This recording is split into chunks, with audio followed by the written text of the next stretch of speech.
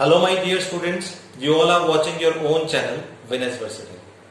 और आज मैं क्लास 10th के स्टूडेंट्स के लिए एक बड़ी ही छोटी सी लेकिन एक डीप मीनिंग वाली पोयम लेकर आया।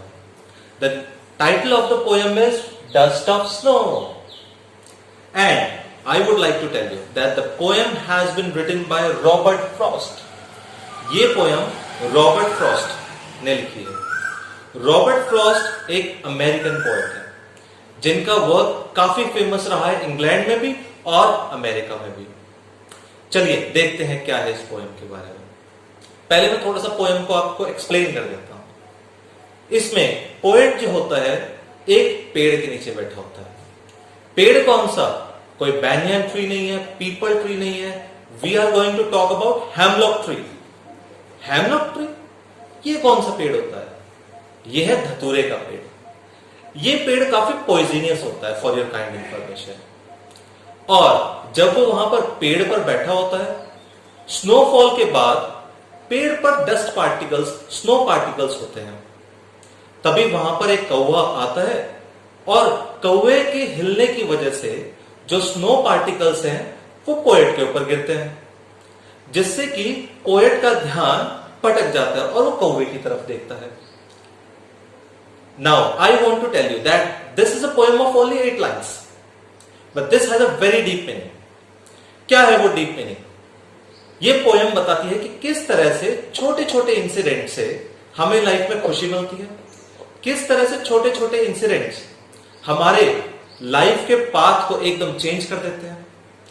क्या है इस पोएम की डेप्थ, जरा देखते हैं। The poet has used hemlock tree and crow in this poem. Hemlock tree, which is a poisonous tree, and crow. The poets often have used either nightingale or cuckoo bird, but in this poem we see that the poet has used crow. तो hemlock tree और crow को use करना बताता है that the poet was in a very bad mood. वो काफी depressed था और होपलेस था। जब भी उसने इस तरह के वर्ड्स को यूज किया है तो इसका मतलब जब वो पेड़ के नीचे बैठा हुआ था वो काफी डिप्रेस्ड और होपलेस था, बहुत सैड था, बहुत अपसेट था। क्यों था हम इसके डिटेल में नहीं जाएंगे, उसके बहुत सारे रीजंस हो सकते हैं। तो देखते हैं पोएम में क्या है। The way A crow shoot down on me the dust of snow from a hemlock tree.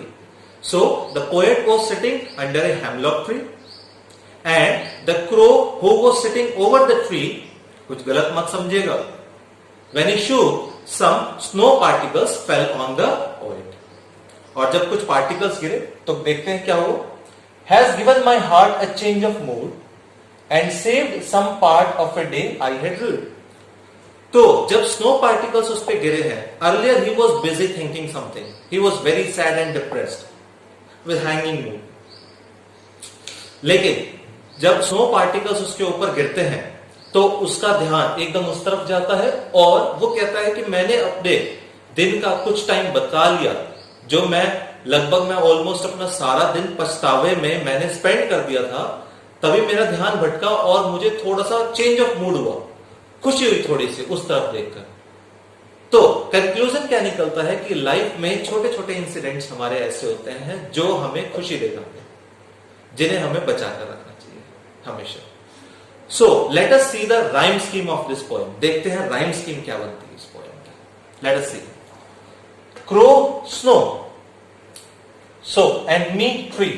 इसके according rhyme scheme बनती है A B, hard part, mood good, तो C D So the rhyme scheme of the poem is A B and C D. So I hope you all have understood this poem, and for the next poem keep watching Vine's Personality. Thank you.